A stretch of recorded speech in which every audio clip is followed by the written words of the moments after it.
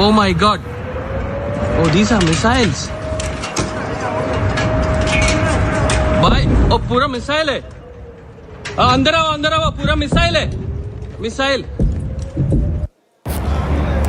ये क्या है? ईरान से सामान आ रहे. കുടുംബം കാണിക്കൂലേ റബ്ബേ.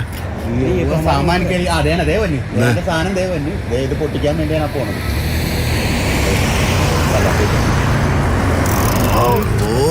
പൊട്ടിച്ച് നമ്മളെ തലയുടെ മുകളിലാണ് ഇറക്കാൻ മതി. എന്റെ പൊന്നെ, നമ്മൾ കേൾക്കാം, നമ്മൾ ടി വിയിൽ കാണുന്നതല്ലേ.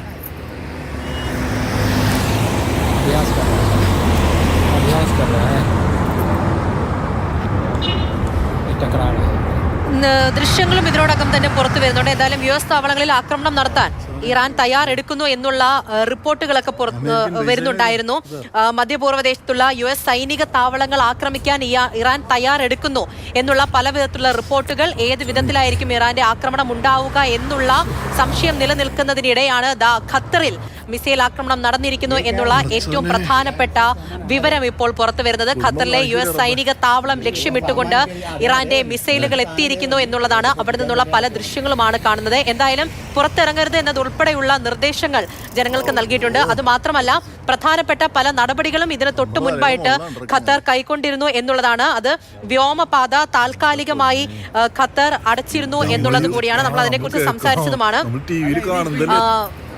ആ രീതിയിൽ നടപടികളിലേക്ക് പോകുന്നുണ്ടായിരുന്നു. അതിന് തൊട്ടു പിന്നാലെയാണ് ഈ രീതിയിൽ മിസൈൽ ആക്രമണം ഉണ്ടായിരിക്കുന്നു എന്നുള്ള വിവരം പുറത്തു വരുന്നത്. സുരേഷ് വെള്ളിമുറ്റം തുടരുന്നുണ്ട്. സുരേഷ്, ഗൾഫ് മേഖല ഈ രീതിയിൽ എന്തായാലും ആശങ്കയോടുകൂടി തന്നെയാണ് ഈ വാർത്ത, ഈ ഒരു പ്രശ്നം വീക്ഷിക്കുന്നത് എന്നുള്ള കാര്യം ഉറപ്പാണ്.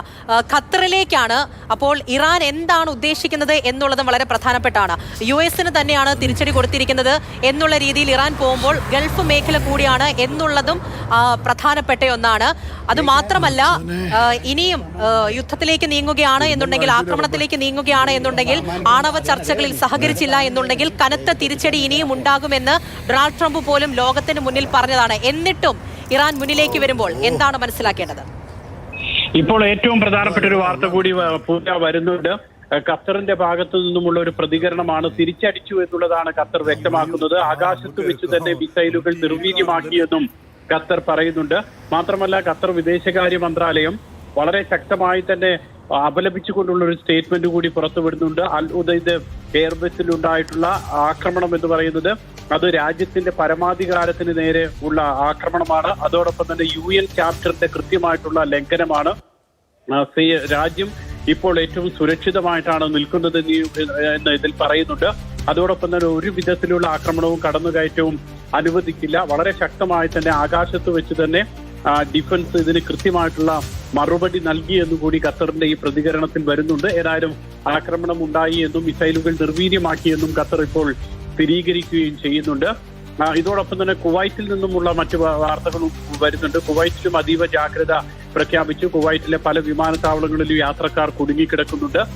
അത് അവിടെ നിന്നും ഉള്ള ആളുകൾ നമുക്ക് ദൃശ്യങ്ങൾ അയച്ചു തരുന്നുണ്ട്. അതോടൊപ്പം തന്നെ ഇറാഖിൽ ആക്രമണം നടന്നതായിട്ടുള്ള ഒരു വാർത്ത കൂടി ഇപ്പോൾ വരുന്നുണ്ട്. ഇറാഖിലും അമേരിക്കൻ സൈനിക താവളമുണ്ട്. ഇറാഖിലെ സൈനിക താവളത്തിന് നേരെയും ആക്രമണം നടന്നതായിട്ടുള്ള റിപ്പോർട്ട് വരുന്നുണ്ട്. ഇപ്പോൾ ഈ രണ്ട് സൈനിക താവളത്തിന് നേരെ ആക്രമണം നടന്നതായിട്ടാണ് വാർത്ത വരുന്നത്. ഒന്ന് ഖത്തറിലുള്ള ദോഹയിലെ അൽ ഉദൈദ് വ്യോമതാവളത്തിന് നേരെയുള്ള അമേരിക്കൻ സൈനിക കേന്ദ്രത്തിന് നേരെയുള്ള ആക്രമണം. അതോടൊപ്പം തന്നെ ഇറാഖിലെ സൈനിക കേന്ദ്രത്തിന് നേരെയും ഇറാനിൽ നിന്നും ആക്രമണം ഉണ്ടായി, മിസൈൽ ആക്രമണം ഉണ്ടായി എന്നുള്ള വാർത്ത വരുന്നു. ഇങ്ങനെ രണ്ട് സൈനിക ക്യാമ്പുകൾക്ക് നേരെ, മിഡിൽ ഈസ്റ്റിലെ രണ്ട് സൈനിക ക്യാമ്പുകൾക്ക് നേരെ ഇറാന്റെ ഭാഗത്തു നിന്നും ആക്രമണം ഉണ്ടായി എന്നുള്ളതാണ് ഏറ്റവും ആശങ്കപ്പെടുത്തുന്നത്. ഇത് രണ്ടും, ഖത്തറൊക്കെ ആണെങ്കിൽ നിരവധി മലയാളികളുണ്ട്. നിരവധി മലയാളികൾ തന്നെയാണ് ആ പല ദൃശ്യങ്ങളും പകർത്തിയിട്ടുള്ളത്. അതിലൊരാളോട് സംസാരിക്കുമ്പോൾ അവർ പറഞ്ഞത്, അവർ താമസിക്കുന്ന കെട്ടിടത്തിന്റെ ടെറസിന്റെ മുകളിൽ അവർ നിൽക്കുകയായിരുന്നു.